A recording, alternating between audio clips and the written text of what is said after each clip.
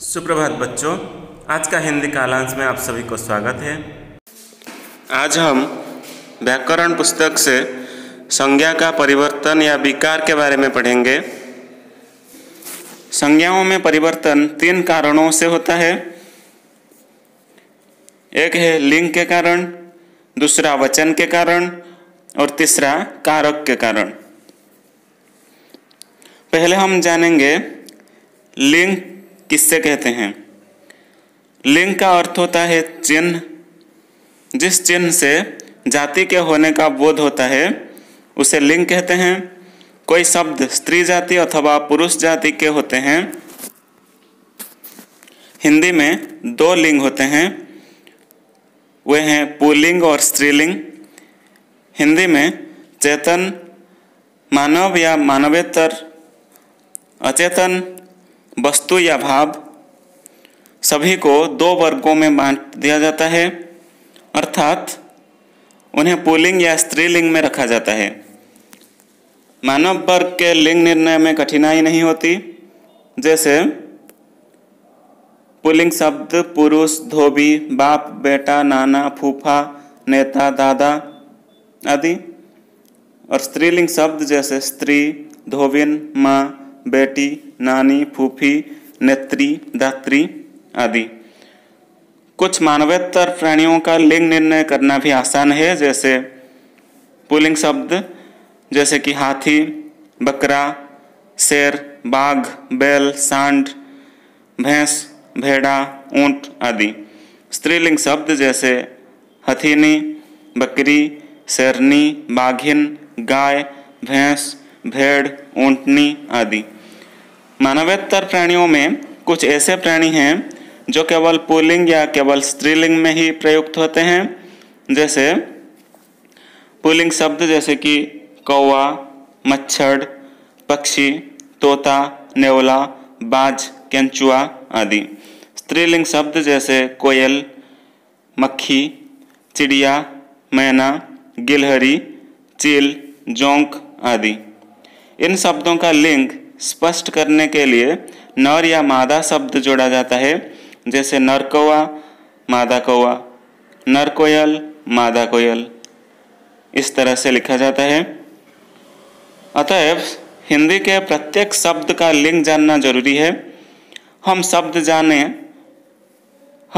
जाने तो उसका लिंग भी जान लेना चाहिए। लिंग निर्णय करने के लिए विविध आधार होते हैं, जैसे कि शब्द वर्ग के आधार पर लिंग निर्णय और शब्दांत मात्रा के आधार पर लिंग निर्णय। पहले हम जानेंगे शब्द वर्ग के आधार पर कैसे लिंग निर्णय किया जाता है। शब्द वर्ग के आधार पर पुल्लिंग शब्द जैसे कि शरीर वर्ग, ओंठ, कान, बाल, नाखून, खून, हाथ, पांव, दांत आदि पुल्लिंग शब्द होते हैं। अपवाद है आंख, नाक, जीभ, पीठ, जांघ, नस, कोहनी, हड्डी आदि। मतलब इन सारे शब्द पुल्लिंग शब्द नहीं है। भोजन वर्ग जैसे लड्डू, समोसा, पकोड़ा, पेठा, पेड़ा, रसगुल्ला, भात आदि पुल्लिंग शब्द होते हैं। लेकिन अपवाद है दाल, रोटी, पूड़ी, चपाती, सब्जी, खीर, कचौड़ी, जलेबी, रसमलाई, खिचड़ी, तरकारी आदि। ठीक उसी तरह फल वर्ग में आम, पपीता, खरबूजा, सेव, संतरा, केला, अंगूर आदि पुल्लिंग शब्द होते हैं। लेकिन इसमें अपवाद हैं लिच्ची, नारंगी, ककड़ी, नाशपाती आदि। रत्न वर्ग में मोती, माणिक, पन्ना, हीरा, जवाहिर, मूंगा, नीलम, पुखराज आदि। इनमें अपवाद है मणि। धातु वर्ग में तांबा, लोहा, सोना, सीसा, कांसा, पित्तल, टीन, रांगा आदि पुल्लिंग शब्द होते हैं। अपवाद है चांदी। शस्य वर्ग में जौ, चावल, गेहूं, बाजरा, धान, चना, तिल आदि पुल्लिंग शब्द होते हैं। अपवाद है मकई, ज्वार, मूंग, अरहर, खेसारी आदि। ग्रह वर्ग में सूर्य, चंद्रमा, शुक्र, मंगल, शनि, बृहस्पति आदि पुल्लिंग शब्द होते हैं। अपवाद हैं पृथ्वी। वर्ण वर्ग में अ, आ, छोटी ऊ, बड़ी ऊ आदि पुल्लिंग है। अपवाद है छोटी ई, बड़ी ई, री आदि।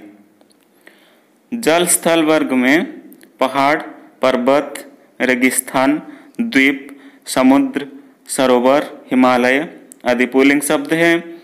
अपवाद है तराई, घाटी, नदी, पहाड़ी, झील। द्रव पदार्थ वर्ग में शरबत, घी, तेल, जल, पानी, दूध, दही, मट्ठा आदि पुल्लिंग शब्द होते हैं। अपवाद है चाय, काफ़ी, छाछ, स्याही, शराब आदि। वृक्ष वर्ग में आम, कटहल, देवदार, बरगद, चीड़, शीशम, सागौन, अशोक आदि पुल्लिंग शब्द होते हैं। अपवाद है खिरनी, इमली, मौलसीरी आदि। अब हम शब्द वर्ग के आधार पर स्त्रीलिंग शब्दों को जानेंगे। जैसे नदी वर्ग में गंगा, यमुना, महानदी, ऋषिकुल्या, झेलम, राबी आदि स्त्रीलिंग शब्द होते हैं। अपवाद है सोन, सिंधु, ब्रह्मपुत्र आदि। ठीक उसी तरह नक्षत्र वर्ग में अश्विनी, रोहिणी, विशाखा, पूर्वाषाढ़ा आदि स्त्रीलिंग शब्द होते हैं। भाषा वर्ग में उड़िया, हिंदी, संस्कृत, उर्दू, अंग्रेजी आदि स्त्रीलिंग शब्द होते हैं। तिथि वर्ग में तृतीया, अमावस्या, पूर्णिमा आदि स्त्रीलिंग शब्द होते हैं। दुकान सामग्री वर्ग में इलायची, लौंग, सुपारी, हल्दी, हींग आदि स्त्रीलिंग शब्द होते हैं। लेकिन अपवाद है तेजपात, कपूर, मसाला, धनिया, जीरा, नमक आदि। अब हम जानेंगे शब्दांत मात्रा के आधार पर कैसे लिंग निर्णय किया जाता है। पहले शब्दांत मात्रा के आधार पर पुल्लिंग शब्दों को जानेंगे। अ, अन, आस, आर, आय, ख, ज, त, त्य, त्व, त्र, न, व, य से अंत होने वाले तत्सम शब्द जैसे त्याग, क्रोध, दोष, वचन, साधन, विकास, ह्रास, विकार, संसार, उपाय, अध्याय, मुख, शंख, सरोज, पंकज, गीत, स्वागत, नृत्य, साहित्य, सतित्व, महत्व, नेत्र, पवित्र, प्रश्न, पालन, गौरव, लाघव, कार्य, धैर्य आदि शब्द पुल्लिंग होते हैं। लेकिन अपवाद है विजय, विद्युत, आय। आ, आन, आओ, आवा, आर, ना आदि क्रियार्थक संज्ञाएं। आब, खाना, न, दान, पन, पा से अंत होने वाले हिंदी तथा उर्दू शब्द जैसे झगड़ा, लगान, मिलान, बहाव, चढ़ाव, बढ़ावा, भुलावा, इनकार, पढ़ना, आना, हिसाब, गुलाब, डाक खाना, जेल खाना, खत, फूलदान, पिकदान, बचपन, कालापन, बुढ़ापा, पुजाप्पा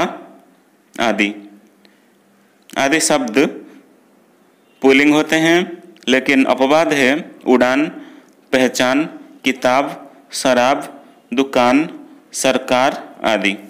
अब हम शब्दांत मात्रा के आधार पर स्त्रीलिंग शब्दों को कैसे पहचाना जाता है इसके बारे में जानेंगे।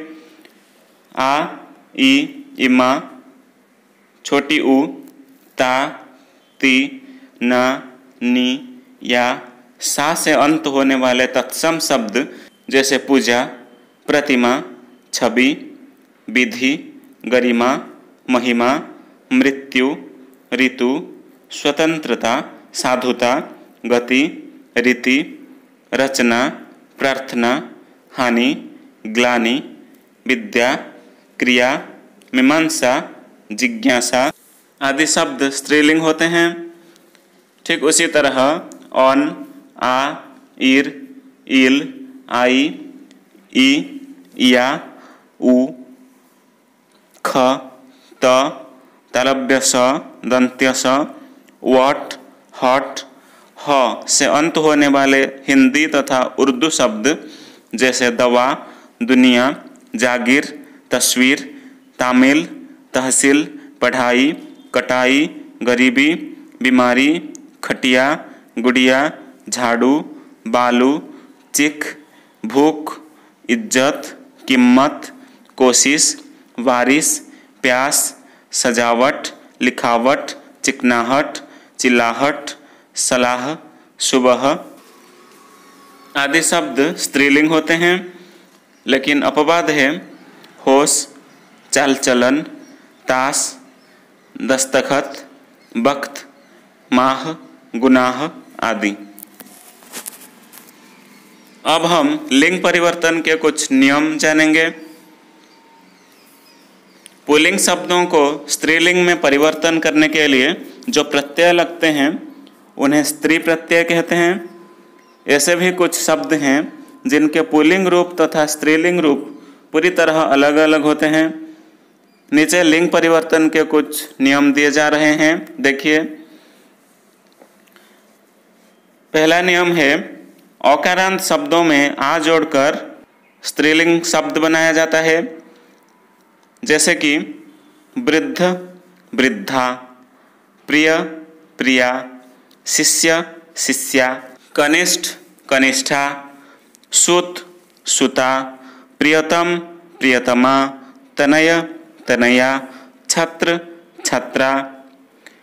ठीक उसी तरह अकारांत शब्दों में बड़ी ई मात्रा जोड़कर स्त्रीलिंग रूप बनाया जाता है, जैसे देव, देवी, पुत्र, पुत्री, कुमार, कुमारी, दास, दासी, हंस, हंसी, हिरन, हिरनी, ब्राह्मण, ब्राह्मणी, मेढक, मेढकी।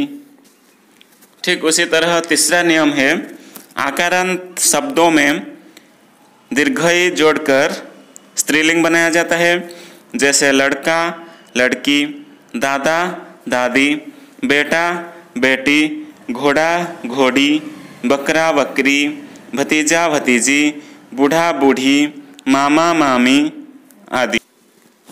चौथा नियम है अकारांत शब्दों में या जोड़कर स्त्रीलिंग रूप बनाया जाता है, जैसे कुत्ता, कुत्तिया, बूढ़ा, बुढ़िया, बेटा, बिटिया, चूहा, चूहिया, गुड्डा, गुड़िया, बंदर, बंदरिया, बाछा, बछिया, लोटा, लुटिया आदि। पांचवा नियम है कुछ प्राणीवाचक और व्यवसायवाचक शब्दों में इन जोड़कर स्त्रीलिंग रूप बनाया जाता है, जैसे बाघ, बाघिन, सांप, सांपिन, नाग, नागिन, सुनार, सुनारिन, नाई, नाइन, तेली, तेलिन, धोबी, धोबिन, नाती, नातिन आदि। छठा नियम है कुछ प्राणीवाचक शब्दों में नी जोड़कर स्त्रीलिंग रूप बनाया जाता है, जैसे कि मोर, मोरनी, शेर, शेरनी, ऊंट, ऊंटनी, सियार, सियारनी, हाथी, हथीनी, सिंह, सिंहनी, जाट, जाटनी, गरीब, गरीबनी आदि। सातवां नियम है कुछ प्राणीवाचक शब्दों में आनी जोड़कर पुल्लिंग से स्त्रीलिंग बनाया जाता है, जैसे देवर, देवरानी, जेठ, जेठानी, चौधरी, चौधरानी, नौकर, नौकरानी, सेठ, सेठानी, मेहतर, मेहतरानी आदि। आठवां नियम है शब्दांत अक को इका बनाकर स्त्रीलिंग रूप बनाया जाता है, जैसे पाठक, पाठिका, बालक, बालिका, लेखक, लेखिका, कारक, कारिका, सेवक, सेविका, अध्यापक, अध्यापिका, नायक, नायिका, पाचक, पाचिका आदि। 9वीं नियम है शब्दांत ई को इन्नी बनाकर स्त्रीलिंग रूप बनाया जाता है, जैसे तपस्वी, तपस्विनी, स्वामी, स्वामिनी आदि। 10वीं नियम है शब्दांत में आइन जोड़कर स्त्रीलिंग रूप बनाया जाता है, जैसे लाला, ललाइन, ठाकुर, ठकुराइन आदि। 11वां नियम है शब्दांत वान या मान को वती या मति बनाकर स्त्रीलिंग रूप बनाया जाता है, जैसे धनवान, धनवती, ज्ञानवान, ज्ञानवती, बलवान, बलवती, भाग्यवान, भाग्यवती, श्रीमान, श्रीमती, शक्तिमान, शक्तिमती, आयुष्मान, आयुष्मती, बुद्धिमान, बुद्धिमती आदि। 12वीं नियम है पुल्लिंग बनाने के लिए कुछ स्त्रीलिंग शब्दों में प्रत्यय लगाकर पुल्लिंग रूप बनाया जाता है, जैसे पुल्लिंग शब्द नंदोई, स्त्रीलिंग होगा ननद, बहनोई, स्त्रीलिंग होगा बहन।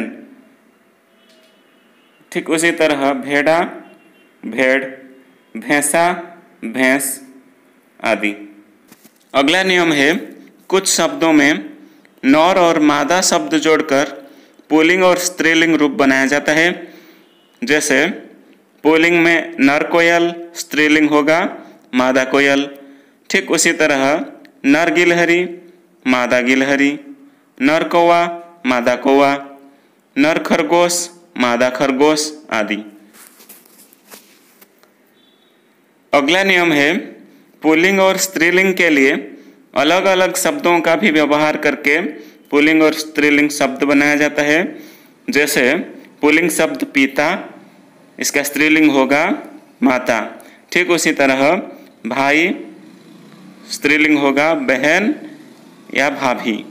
मर्द या आदमी का स्त्रीलिंग होगा औरत, राजा, रानी, बाप, माँ, ससुर, सास, पति, पत्नी, पुरुष, स्त्री, विद्वान, विदुषी, सम्राट, सम्राज्ञी, विधुर, विधवा, युवक, युवती, वर, वधू।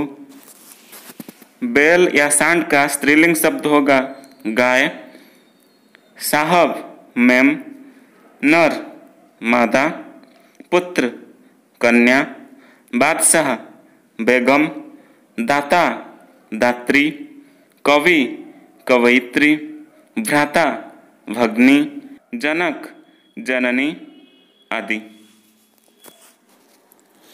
अब इस पाठ का अभ्यास प्रश्नोत्तर पर चर्चा करेंगे। पहला प्रश्न है नीचे लिखे वाक्यों की रेखांकित संज्ञाओं के लिंग बताइए। पहला वाक्य है आसमान में बादल घिर आए। इस वाक्य में बादल शब्द पुल्लिंग है। दूसरा वाक्य दूर का पहाड़ सुंदर लगता है। इसमें पहाड़ शब्द पर रेखांकित किया गया है, यह पुल्लिंग है। मेरी परीक्षा 15 दिन सरक गई है। परीक्षा शब्द स्त्रीलिंग है। आपके घर की छत से पानी रिसता है। छत शब्द स्त्रीलिंग है। मैंने उसकी सुंदरता की सराहना की।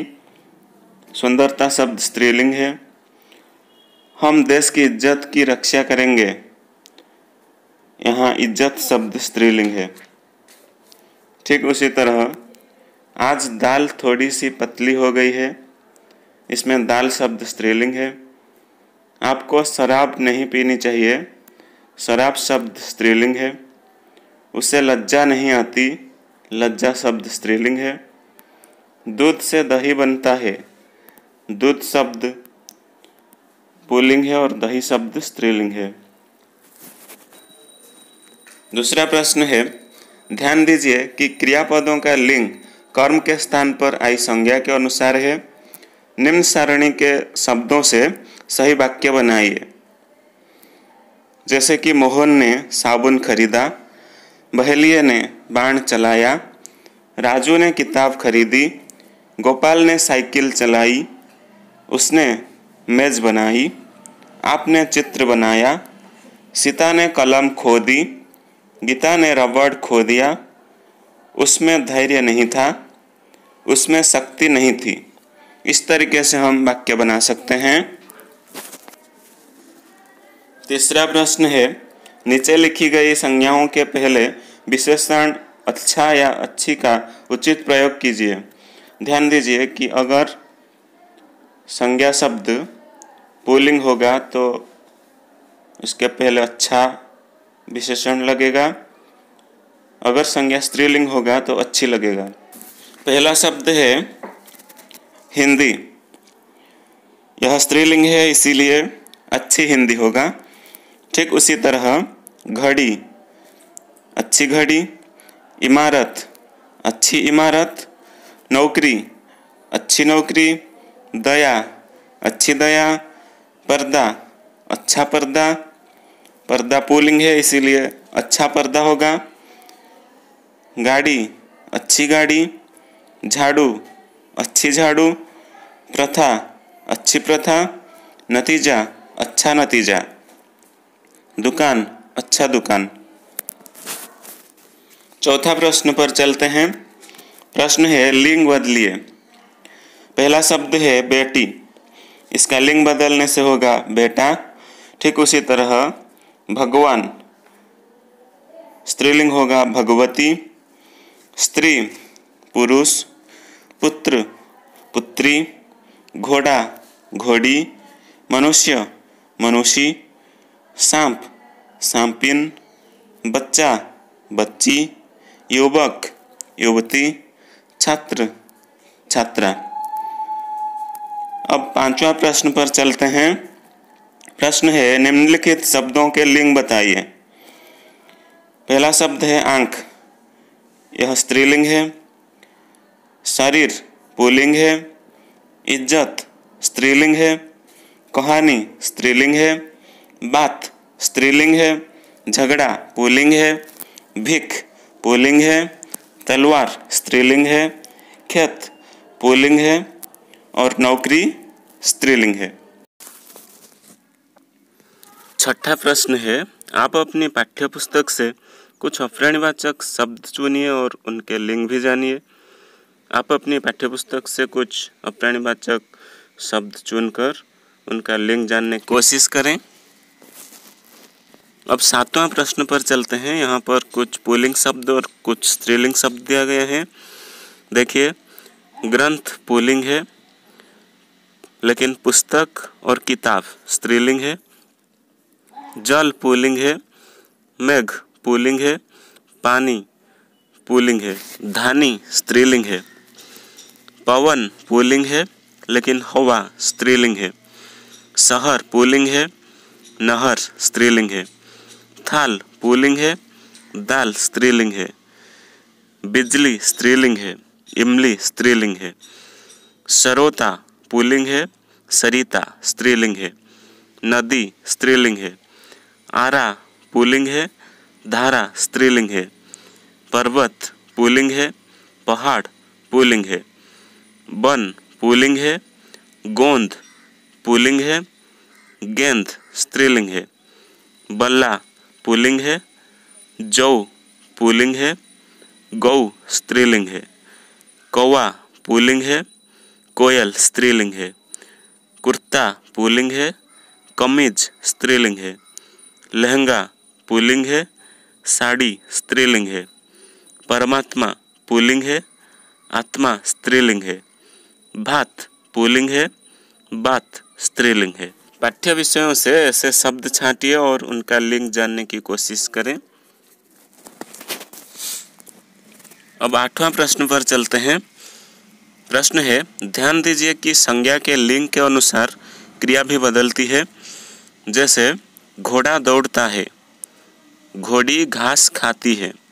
यहाँ पर घोड़ा पुल्लिंग होने के कारण क्रिया भी उसी के अनुसार होता है।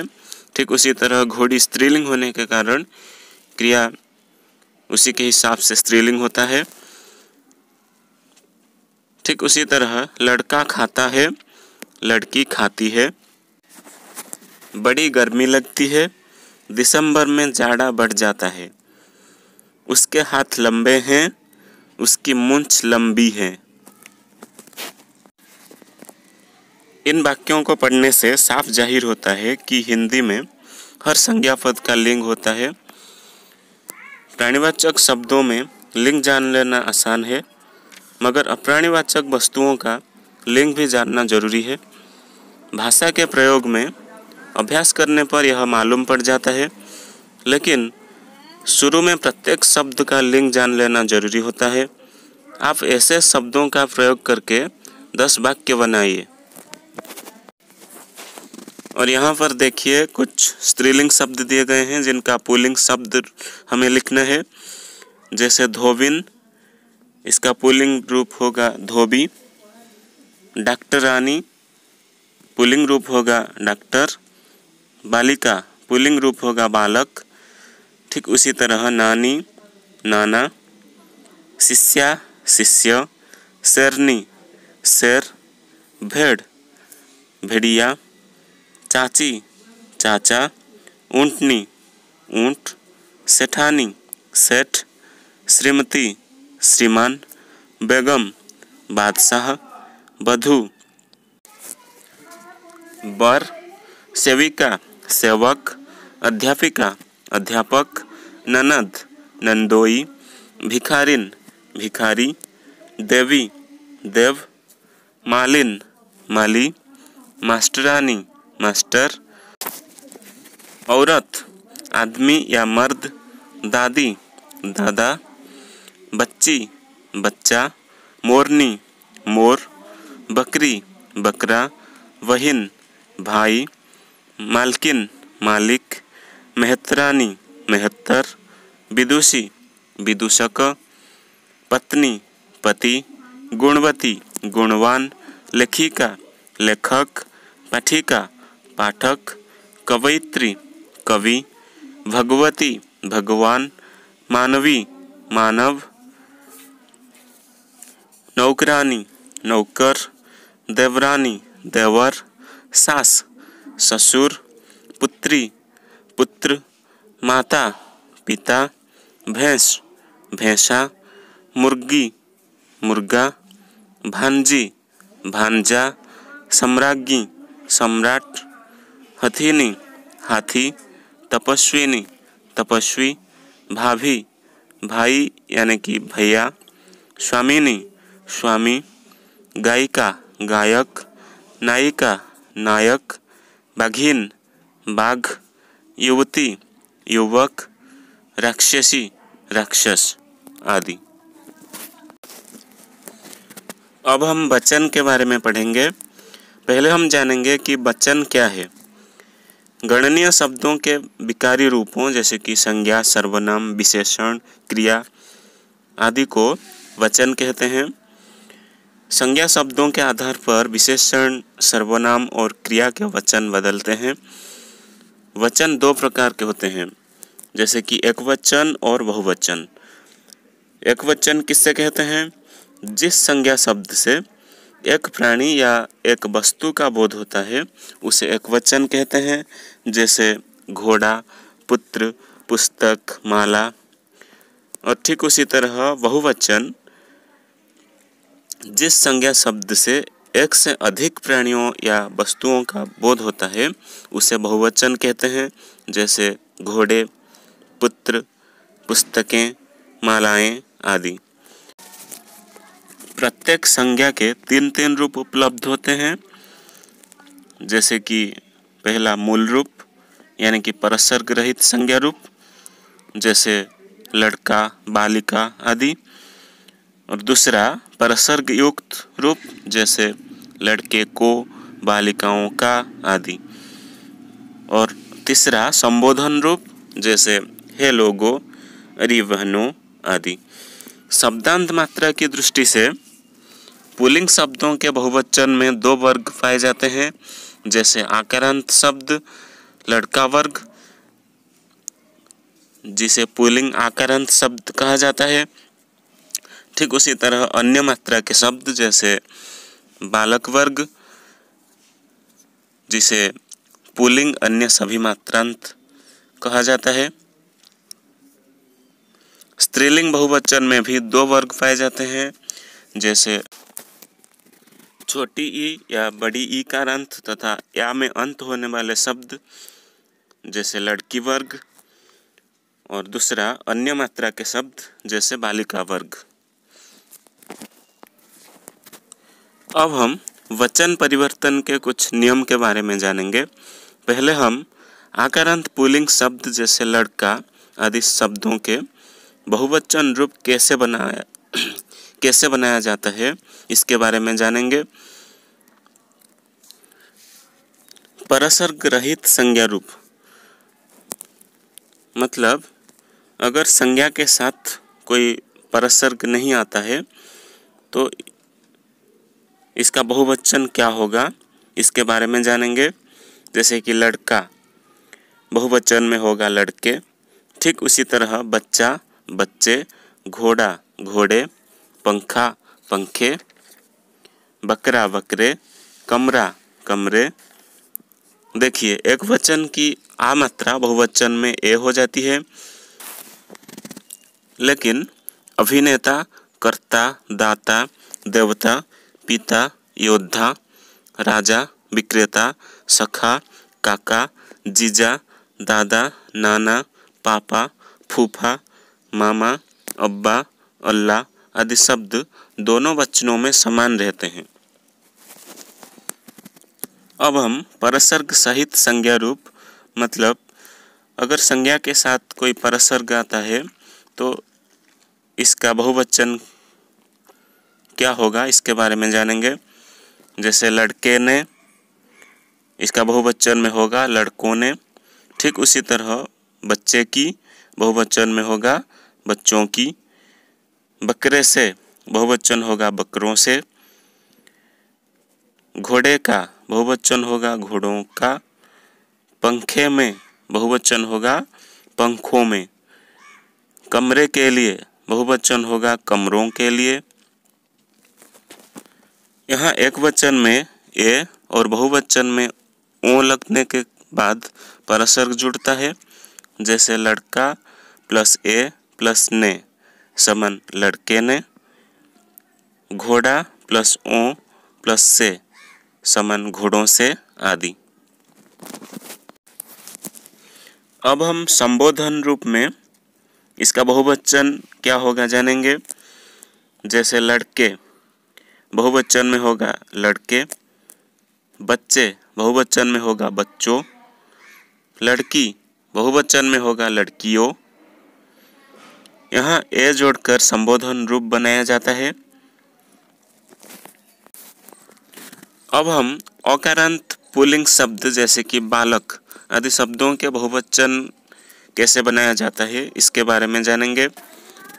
परसर्ग रहित संज्ञा रूप, मतलब संज्ञा के बाद अगर कोई परसर्ग नहीं आता है तो इसका बहुवचन रूप कैसे बनाया जाता है इसके बारे में जानेंगे।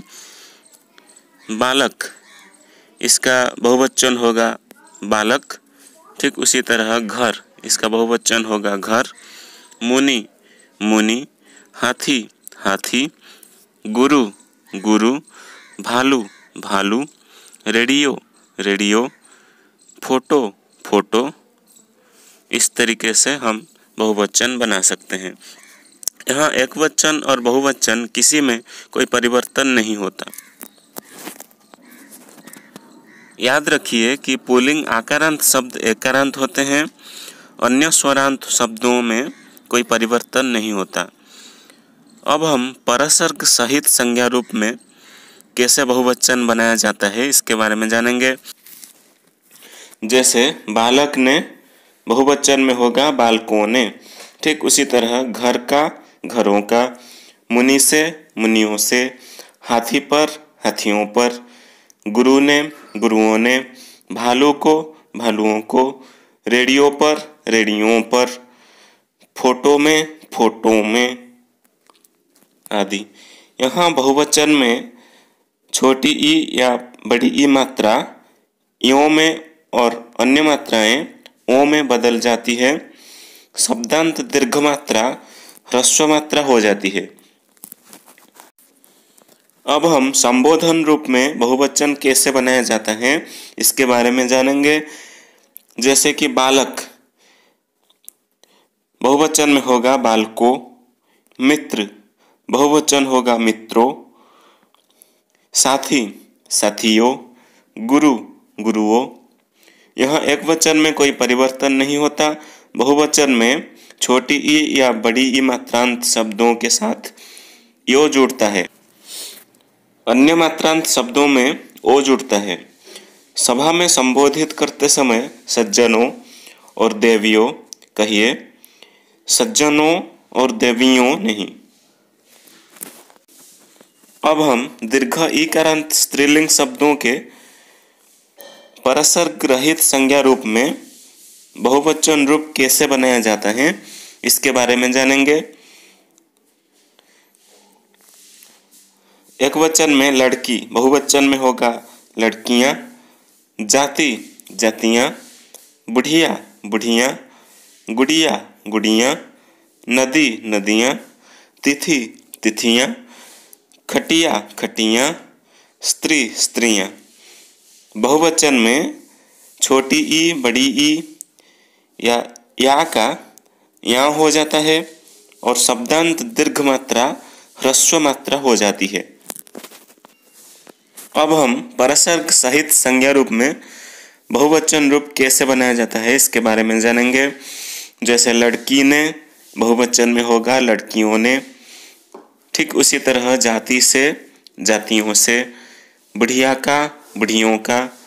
गुड़िया के लिए, गुड़ियों के लिए। नदी को, नदियों को। तिथि में, तिथियों में। खटिया पर, खटियों पर। स्त्री का, स्त्रियों का। बहुवचन में छोटी ई बड़ी ई या का यों हो जाता है और शब्दांत दीर्घ मात्रा ह्रस्व मात्रा हो जाती है। अब हम संबोधन रूप में बहुवचन कैसे बनाया जाता है इसके बारे में जानेंगे। जैसे एक वचन में लड़की, बहुवचन में होगा लड़कियों। बुढ़िया, बुढ़ियों। देवी, देवियों। नदी, नदियों आदि। यहाँ एक वचन में कोई परिवर्तन नहीं होता। बहुवचन में यो जुड़ता है, यो नहीं। शब्दांत दीर्घ मात्रा ह्रस्व मात्रा हो जाती है।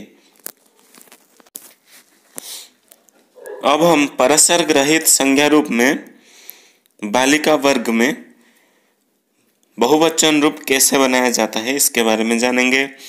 जैसे बालिका, बहुवचन में होगा बालिकाएं। रात, रातें। वस्तु, वस्तुएं। झाड़ू, झाड़ुएं। माला, मालाएं। बात, बातें। बहू, बहुएं। गौ, गौएं। यहाँ एक वचन में कोई परिवर्तन नहीं होता। बहुवचन में ए जुड़ता है। शब्दांत की दीर्घ मात्रा ह्रस्व हो जाती है। ध्यान दीजिए कि स्त्रीलिंग शब्दों के बहुवचन में ये परिवर्तन होते हैं। अकारांत स्त्रीलिंग शब्द जैसे बात, लात, तस्वीर, उम्मीद, चाल आदि के साथ ए की मात्रा लगता है। ह्रस्वई या दीर्घई मात्रांत शब्द जैसे नदी, तिथि, नाली, मिठाई आदि शब्दों में यहाँ जुड़ता है। आ, ह्रस्वऊ, दीर्घऊ। औकारांत शब्द जैसे नायिका, नसिका, लता, ऋतु, धेनु, झाड़ू, गौ आदि शब्दों के साथ ए लगता है। अब हम परसर्ग सहित संज्ञा रूप में कैसे बहुवचन रूप बनाया जाता है इसके बारे में जानेंगे। जैसे बालिका ने, बहुवचन में होगा बालिकाओं ने। रात में, रातों में। वस्तु में, वस्तुओं में। झाड़ू से, झाड़ुओं से। माता को, माताओं को। बात के लिए, बातों के लिए। बहू का, बहुओं का। गौ पर, गौओं पर आदि। यहाँ एक वचन में कोई परिवर्तन नहीं होता। बहुवचन में ओ जुड़ता है। शब्दांत दीर्घ मात्रा ह्रस्व हो जाती है। अब हम संबोधन रूप में बहुवचन कैसे बनाया जाता है इसके बारे में जानेंगे। जैसे एक वचन में बालिका, बहुवचन में होगा बालिकाओं। ठीक उसी तरह बहु, बहुओं, माता, माताओं, गौ, गौओं। यहाँ एक वचन में कोई परिवर्तन नहीं होता, बहुवचन में ओ जुड़ता है, शब्दांत दीर्घ मात्रा ह्रस्व हो जाती है। अब हम इस पाठ का अभ्यास प्रश्नोत्तर पर चर्चा करेंगे। पहला प्रश्न है, कोष्टक में दिए गए शब्दों में से उचित शब्द चुनकर खाली स्थान भरिए। पहला प्रश्न है, मेरे पास 4 डैश है। इसका उत्तर होगा किताबें। अगला प्रश्न है, कल मेरे डैश आएंगे। इसका उत्तर होगा चाचा। प्रश्न है, 5 डैश जा रहे हैं। इसका उत्तर होगा बालक। प्रश्न है, 2 डैश आज प्रवचन देंगे। इसका उत्तर होगा साधु। सभी डैश सभा में बैठी हैं। इसका उत्तर होगा अध्यापिकाएं। प्रश्न है, मेरी डैश बहुत पुरानी है। इसका उत्तर होगा घड़ी। प्रश्न है, मैंने उनकी सभी डैश को मंदिर में देखा। इसका उत्तर होगा बहुओं। प्रश्न है, माँ के पास 2 डैश हैं। इसका उत्तर होगा मालाएं। प्रश्न है, 2 डैश को ताक पर रख दो। इसका उत्तर होगा झाड़ुओं। प्रश्न है, हम डैश की सुरक्षा करें। इसका उत्तर होगा गौओं। अब दूसरा प्रश्न पर चलते हैं। कोष्टक में से सही शब्द चुनकर नीचे लिखे वाक्यों के खाली स्थानों को भरिए। प्रश्न है, अब डैश के पास समय नहीं है। इसका उत्तर होगा नेताओं। प्रश्न है, डैश को 2 भाषाएं मालूम हैं। इसका उत्तर होगा बच्चों को। तीसरा प्रश्न है, सभी डैश को बाड़े के अंदर ले आओ। इसका उत्तर होगा गौओं। प्रश्न है, डैश तुम लोग खुश रहो। इसका उत्तर होगा बहुओं। प्रश्न है, हे डैश वहाँ क्या करते हो। इसका उत्तर होगा बच्चों। प्रश्न है, काला पहाड़ ने मंदिर की सारी डैश को तोड़ दिया था। इसका उत्तर होगा मूर्तियों। प्रश्न है, तुमने अच्छी अच्छी डैश को छांट कर लिया है। इसका उत्तर होगा तस्वीरों। प्रश्न है, मेरे डैश पर हाथ रखो। इसका उत्तर होगा कंधे। प्रश्न है, डैश को पानी में डुबो देना। इसका उत्तर होगा तौलियों। प्रश्न है, सभी डैश को बैठने के लिए आसन दो। इसका उत्तर होगा अतिथियों को। तीसरा प्रश्न पर चलते हैं। निम्नलिखित वाक्यों के वचन बदलिए। ध्यान रखिए कि सभी पदों के वचन बदल जाएं। पहला प्रश्न है, यह एक आदमी का काम है। इसका उत्तर होगा यह कई आदमियों का काम है। प्रश्न है, मुर्गी अंडा देती है। इसका उत्तर होगा मुर्गियां अंडे देती हैं। प्रश्न है, कुर्सी टूट गई।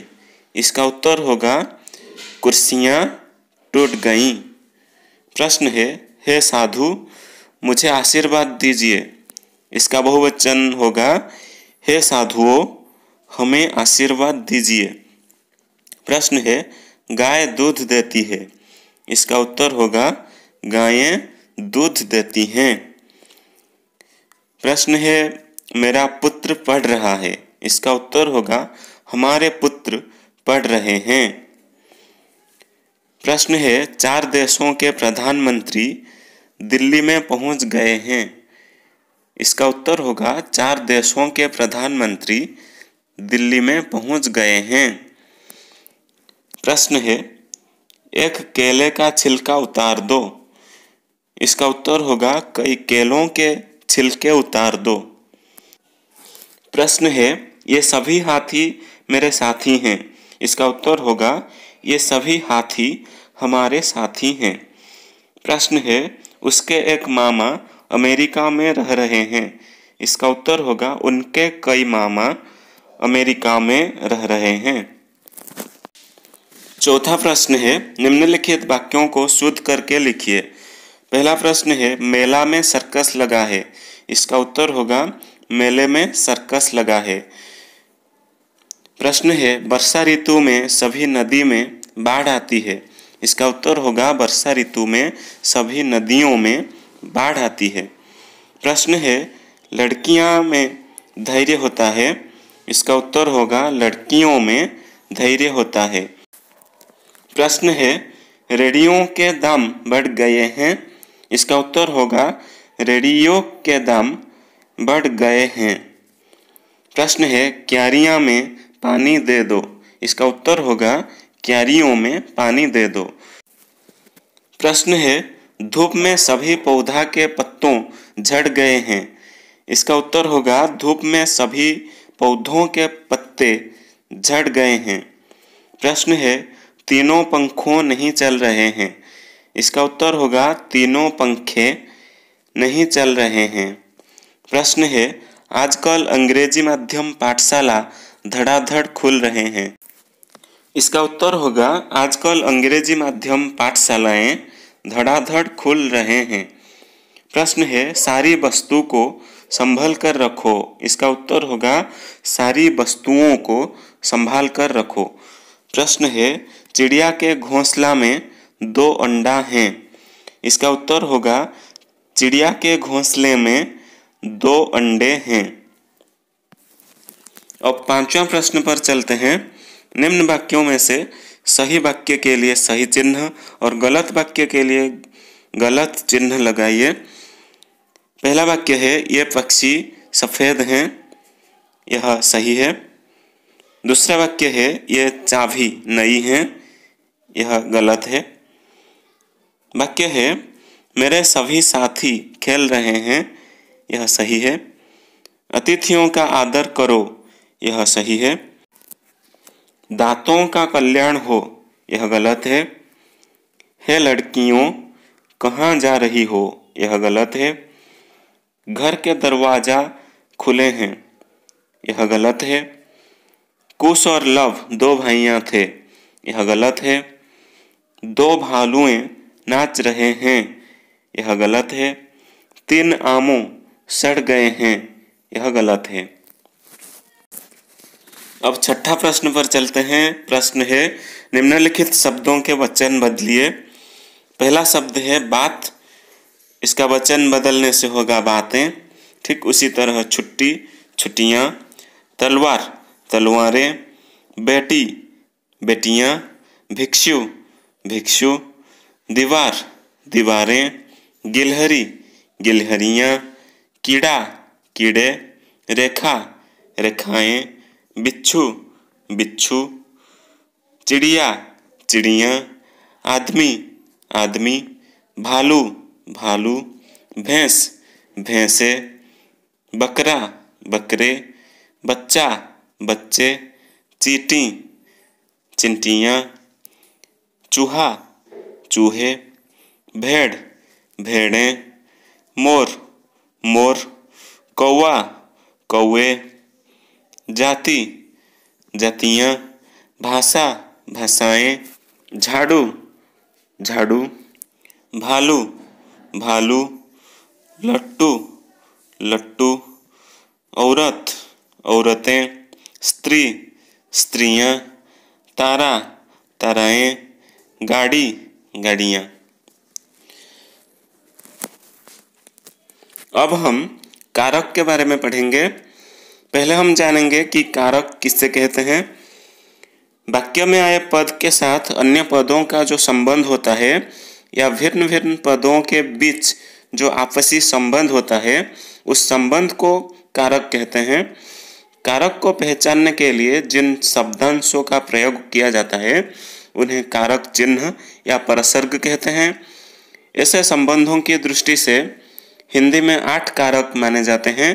वे हैं कर्ता कारक, कर्म कारक, करण कारक, संप्रदान कारक, उपादान कारक, संबंध कारक, अधिकरण कारक और संबोधन कारक।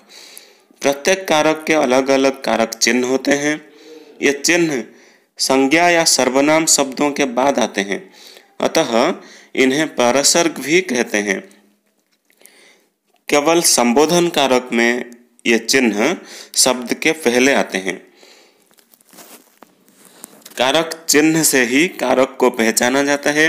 यहाँ पर कुछ कारकों के नाम और कारक चिन्ह दिए गए हैं। देखिए, कर्ता कारक का चिन्ह है ने, से, को, के। कर्म कारक का कारक चिन्ह है को, से। करण कारक का से। संप्रदान कारक का को, के लिए, के निमित्त। अपादान कारक का चिन्ह है से। संबंध कारक का चिन्ह है का, के, की, रा, रे, री, ना, ने, नी। अधिकरण कारक का चिन्ह है में, पर, को। संबोधन कारक का चिन्ह है अरे, ओ, जी, ए, हेलो। अब हम कर्ता कारक के बारे में जानेंगे। कर्ता कारक किससे कहते हैं? वाक्य में जिस पद के द्वारा क्रिया का संपादन होता है उसे कर्ता कारक कहते हैं। जैसे लीला पढ़ती है। परसर्ग रहित, मतलब यहाँ पर लीला के बाद ने परसर्ग नहीं आया है। ठीक उसी तरह गोपाल ने कापी खरीदी, यह परसर्ग सहित, मतलब गोपाल के बाद यहाँ पर ने का प्रयोग हुआ है। ठीक उसी तरह मुझसे चला नहीं जाता, यह परसर्ग सहित है। आपको जाना पड़ेगा, यह परसर्ग सहित है। सुधा के एक बेटा है, यह भी परसर्ग सहित है। तो कर्ता कारक किससे कहते हैं? जिस शब्द के द्वारा क्रिया का संपादन होता है इसे कर्ता कारक कहते हैं। जैसे पहले वाक्य में लीला के द्वारा पढ़ना कार्य होता है, इसीलिए लीला कर्ता कारक है। अब हम कर्म कारक के बारे में पढ़ेंगे। कर्म कारक किससे कहते हैं? जिस संज्ञा या सर्वनाम पर क्रिया व्यापार का फल या प्रभाव पड़ता है वह कर्म कारक होता है। जैसे लड़का फल खाता है। परसर्ग रहित, मतलब यहाँ पर फल कर्म है लेकिन इसके साथ कोई परसर्ग का प्रयोग नहीं हुआ है, इसीलिए परसर्ग रहित कहा गया है। ठीक उसी तरह माँ बेटे को बुलाती है, परसर्ग सहित। यहाँ पर बेटे कर्म है और इसके साथ को परसर्ग का प्रयोग हुआ है। ठीक उसी तरह छात्र शिक्षक से पूछते हैं, यहाँ पर शिक्षक कर्म कारक है, इसके साथ से परसर्ग का प्रयोग हुआ है, इसीलिए परसर्ग सहित है। कर्म दो प्रकार के होते हैं, जैसे कि मुख्य कर्म और गौण कर्म। मुख्य कर्म और प्राणीवाचक कर्म को मुख्य कर्म कहा जाता है और प्राणीवाचक कर्म को गौण कर्म कहा जाता है। अब हम करण कारक के बारे में पढ़ेंगे। करण कारक किससे कहते हैं? जिस संज्ञा या सर्वनाम पद से क्रिया के साधन का बोध होता है उसे करण कारक कहते हैं। जैसे मैं कलम से लिखता हूँ, तुम पत्र के द्वारा यह बात बता दो। पहले वाक्य में लिखना क्रिया कलम के द्वारा होता है और दूसरे वाक्य में बात बताने की क्रिया पत्र के द्वारा होता है, इसीलिए कलम और पत्र करण कारक होते हैं। अब हम संप्रदान कारक के बारे में पढ़ेंगे। जिसे कुछ दिया जाए या जिसके लिए कुछ किया जाए उसे संप्रदान कारक कहते हैं। जैसे भिखारी को भीख दो, पिताजी बेटी के लिए कलम लाए, लोग सुख शांति के निमित्त काम करते हैं। पहला वाक्य में भिखारी को, दूसरा वाक्य में बेटी के लिए और तीसरा वाक्य में शांति के निमित्त आदि संप्रदान कारक होते हैं। अब हम अपादान कारक के बारे में पढ़ेंगे। जिस संज्ञा या सर्वनाम से क्रिया व्यापार के अलग होने का बोध होता है उसे अपादान कारक कहते हैं। जैसे हिमालय से गंगा निकली है, पेड़ से पत्ता गिरा आदि। पहला वाक्य में हिमालय से और दूसरा वाक्य में पेड़ से अपादान कारक होते हैं। अब हम संबंध कारक के बारे में जानेंगे। जिस संज्ञा या सर्वनाम से उसका संबंध क्रिया से भिन्न किसी दूसरे शब्द जैसे कि संज्ञा या सर्वनाम के साथ सूचित होता है उसे संबंध कारक कहते हैं।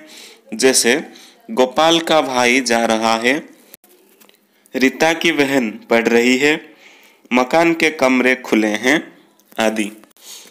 पहला वाक्य में गोपाल का, दूसरा वाक्य में रीता की और तीसरा वाक्य में मकान के आदि संबंध कारक है।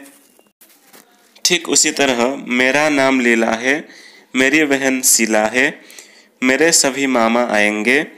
पहला वाक्य में मेरा, दूसरा वाक्य में मेरी और तीसरा वाक्य में मेरे संबंध कारक होते हैं। वह अपना काम करता है, मैं अपनी किताब पढ़ता हूँ, सब अपने अपने काम में लग गए। यहाँ पर पहला वाक्य में अपना, दूसरा वाक्य में अपनी और तीसरा वाक्य में अपने आदि संबंध कारक हैं। अब हम अधिकरण कारक के बारे में जानेंगे। जिस संज्ञा या सर्वनाम से क्रिया व्यापार के आधार का बोध होता है उसे अधिकरण कारक कहते हैं। जैसे ग्लास में पानी है, मेज पर कागज है, तुम शाम को आओ। यहाँ पर पहला वाक्य में ग्लास में, दूसरा वाक्य में मेज पर और तीसरा वाक्य में शाम को आदि अधिकरण कारक हैं। अब हम संबोधन कारक के बारे में जानेंगे। जिस संज्ञा या सर्वनाम से किसी को पुकारने का बोध होता है उसे संबोधन कारक कहते हैं। जैसे हे लड़के इधर आ, अरे मधु मेरी बात सुन, ओ भाई जरा सुनो तो, हेलो यार मेरे पास आ जाओ। पहला वाक्य में हे लड़के, दूसरा वाक्य में अरे मधु, तीसरा वाक्य में ओ भाई और चौथा वाक्य में हेलो यार आदि संबोधन कारक हैं। अब इस पाठ का अभ्यास प्रश्नोत्तर पर चर्चा करेंगे। पहला प्रश्न है, निम्नलिखित तालिका से सही वाक्य बनाइए। इस तरीके से वाक्य होगा जैसे कि लड़के ने एक आम खाया, शिशु ने दूध पिया था, बूढ़े ने बोझ उठाया, पिताजी ने पत्र लिखा, माँ ने पपीते खरीदे, तुमने सारे केले खाए होंगे, मैंने कई लेख पढ़े हैं, प्रसाद जी ने कई नाटक लिखे हैं, लड़कियों ने किताब बेची थी, हमने एक जलेबी खाई है, डॉक्टर ने मरीज की रिपोर्ट लिख दी, नौकर ने चिट्ठी ली, बच्चों ने जलेबियां खाईं, महिलाओं ने कई फिल्में देखी थी, लड़कों ने कहानियां पढ़ी होंगी, उन्होंने पुस्तकें पढ़ लीं। दूसरा प्रश्न है, निम्नलिखित तालिका से सही वाक्य बनाइए। ठीक उसी तरीके से हम वाक्य बनाएंगे जैसे बच्चे ने खाया, बच्चों ने खाया, लड़की ने पढ़ा, लड़कियों ने पढ़ा, लड़का गया, लड़के गए, लड़की गई, लड़कियां गईं आदि। तीसरा प्रश्न है, निम्नलिखित क्रियाओं में से अकर्मक और सकर्मक क्रियाओं को छांटकर सामान्य भूतकाल में एक एक वाक्य बनाइए। पहला क्रिया है खाना, यह सकर्मक है, इसको लेकर वाक्य होगा राम ने खाना खाया। ठीक उसी तरह पढ़ना सकर्मक है, वाक्य होगा सोहन ने किताब पढ़ा। दौड़ना अकर्मक है, वाक्य होगा राजेश दौड़ा। ठीक उसी तरह लिखना सकर्मक है, इसको लेकर वाक्य होगा उसने कलम से लिखा। कूदना अकर्मक है, वाक्य होगा महेश कूदा। आना अकर्मक है, वाक्य होगा वह आया। देखना सकर्मक है, वाक्य होगा कविता ने सिनेमा देखा। पीना सकर्मक है, वाक्य होगा तुमने पानी पिया। सुनना सकर्मक है, वाक्य होगा सोमू ने गाना सुना। तैरना अकर्मक है, वाक्य होगा राधा ने नदी में तैरा। अब चौथा प्रश्न पर चलते हैं। नीचे दी गई तालिका से सही वाक्य बनाइए। इस तरीके से वाक्य होगा, देखिए, पिताजी बेटी को बुला रहे हैं, मैंने मोहन को देखा, माँ शिशु को सुलाती है, सिपाही ने चोर को पकड़ा, उसने जूतों को चमकाया। ठीक उसी तरह राजा ने गरीबों को दान दिया, सेठ भिखारी को वस्त्र देंगे, बच्चे गुरुजनों को प्रणाम करते हैं। वह दोपहर को आएगा, लड़की सोमवार को जाएगी। हम 14 नवंबर को बाल दिवस मनाते हैं। ठीक उसी तरह 5वां प्रश्न में तुम चाकू से आम काटो, वह कलम से पत्र लिखता है। चमेली है जैसे कल चल बसी, धीरन हाथ से खाना पकाता है। परीक्षा सोमवार से शुरू होगी, लड़की छत से गिर पड़ी, पिताजी घर से निकल गए। मधु विधु से तेज दौड़ता है, बहू सास से लजाती है, तुम छिपकली से डरते हो। ठीक उसी तरह 6ठा प्रश्न में यह राम का मकान है, यह गोपाल का लड़का है, यह सुरेश का नौकर है, यह कमला का भाई है, यह आपका पंखा है। ये उनके मोजे हैं, ये घर के केले हैं, ये मकान के दरवाजे हैं, ये दिनेश के भाई हैं, ये आपके जूते हैं। वह आपकी कुर्सी है, वह मोहन की बहन है, वह गोपाल की कापी है, वह उड़ीसा की नदी है। वे राम की कुर्सियाँ हैं, वे गोपाल की बहनें हैं, वे उसकी कापियाँ हैं, वे देश की नदियाँ हैं। ठीक उसी तरह 7वां प्रश्न में वाक्य होगा, किताबें अलमारी में हैं, कपड़े बक्से में हैं, सरोज घर में है, राजू चिंता में है, कलम जेब में है। किताब मेज पर है, बंदर पेड़ पर बैठा है, हम सत्य पर अड़िग हैं, तुम जीवों पर दया करो, वह रेडियो पर समाचार सुनता है। अब 8वां प्रश्न पर चलते हैं। सही परसर्ग लगाकर वाक्यों के रिक्त स्थान भरिए।